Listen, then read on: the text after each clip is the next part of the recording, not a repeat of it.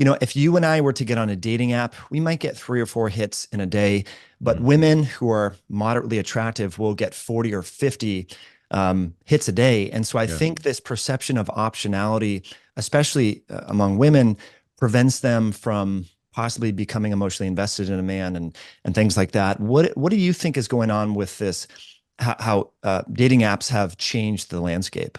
Smartphones have changed the landscape entirely. If you want to sort of point to the origin source, I think it's the iPhone.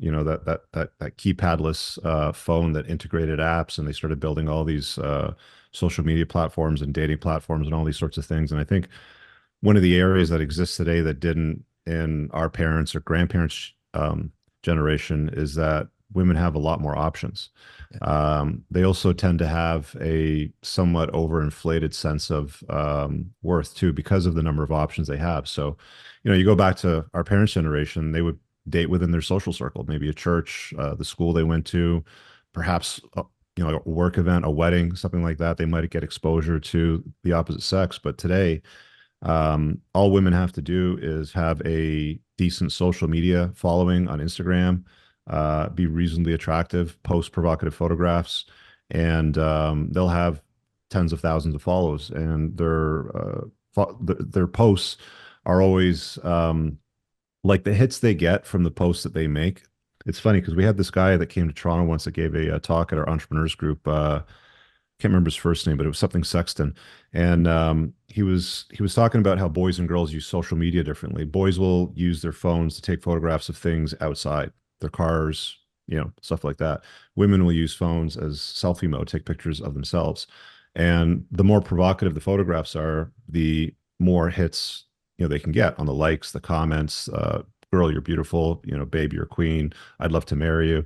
And of course, they slide in the DMs. And I think one of the things that happens as a result of that is women have this sense of entitlement because you see these sit down podcast studios now. You've probably seen some of them where they're like dating podcasts, and you see relatively, decent looking women, but they have this opinion of this vast army of tall, jacked, six pack abs, 600 horsepower cars, 6 months out of a relationship, six-figure income guys that are all out there, waiting to wife them up. And by the way, ignore their promiscuous past. Women today have been told as a function through toxic feminism that they can be promiscuous with impunity, which isn't true. A man's judged on his success. A woman is judged on her sexual past, unfortunately for them. And preserving that's really, really important. So it's a whole cocktail of different ingredients that get blended up into a shake, and you pour it out, and it's really nothing more than a crap shake, if we're being honest about it. It's wild.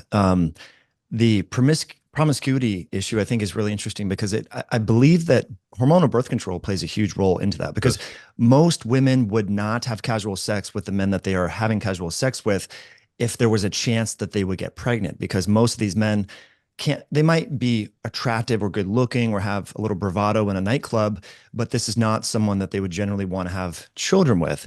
So what role do you think that plays into the promiscuity? Well, it adds to the promiscuity without any sort of consequences because you can have sex without pregnancy. And in the past, having sex, there was always a consequence of pregnancy, which pays a higher toll for women than it does for men. They have to deal with the pregnancy for 9 months, and they have to birth the child and raise it and nurture it, sort of thing. Whereas men didn't necessarily have to do that. That's why men's sexual strategy is generally scatter seed far and wide, and women's is generally find the best provisioning male that they can get and lock that guy down. So now they have the opportunity to entertain options, which fundamentally fuels the hypergamous nature of women because they want to date across and up on the socioeconomic scale because they want the best that they can get. Because if they don't, it would have spelled certain death for them or their children, 1,000 years ago. So it's ingrained in their DNA to look for the best that they can get. So if they always have options, if the best they can get is maybe the next swipe away, then you can see why we have the problems that we have in the sexual marketplace, where a lot of guys complain that they're not getting the results they want, and women complain that they're not getting the top shelf guys that they expect because they've got a lot of guys that they don't want, giving them a lot of free attention and validation, but they don't want those guys. They want the guys on the very top shelf that have many more options who are entertaining all the six, sevens, eights, and nines whereas the 6, 7s, 8s, and 9s all want the 10s, and there's a very few amount of those guys. All right, guys, I really hope that you enjoyed that clip. If you want to check out the full-length podcast episode, you can find that right over here. Also, make sure you visit my website over here where you'll find my supplements, the opportunity to book me privately one-on-one for coaching, and most importantly, my new School of Unplugging, which you'll find on the courses tab. Newer to the channel, hit subscribe.